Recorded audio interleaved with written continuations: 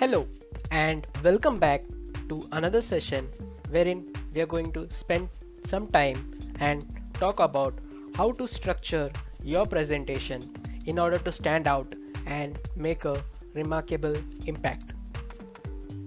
So, if you are a new viewer, please subscribe to Target One channel as we will be posting new videos every week. So, let's dive in. The first one we have is background section. So basically, your final intern presentation would consist of audience who have no background of your project, and this would be the main part of the discussion in order to provide them with the context before you get started. So what you would do here is provide a background to the project, like why we are doing this project, what has been the progress till date. There is a possibility that there might be some initial prototypes built, so you can give information about that, how the project will fit in the long run. For example, if you have built a free gaming app, the final purpose would be to run some marketing ads on it in order to promote other products or bring in awareness of the brand. So in the scope section, you can define what was your deliverables. Basically, what you were engaged to do. For example, you might have been included to do things like development, testing, or documentation. Or you might have been involved in some aspects of requirements gathering. Maybe you were asked to come up with a design.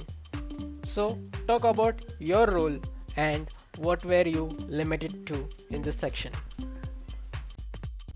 So the next section we have is method, and method is nothing but how you went ahead and did it, how the projects were run, what were the project methodology used. You can talk about the daily catch-up calls you had and how it was structured. Were you part of a single team or were you part of a different team? For example, some may have been involved in research work, some might have been involved in development, some might have been involved in testing. So talk about the team organization. In summary, you can explain how you did what you did. Then we have the findings section. So this would include the final design, the final code, and the research demo or documentation that you might have done. We can talk about the pros and cons, like what worked and what didn't. Were there any limitations? What you didn't know at the start?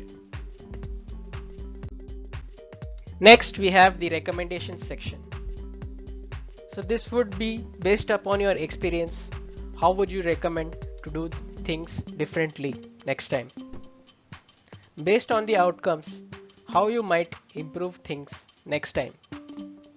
What would you advise to a person who did a similar project? What would have gone better?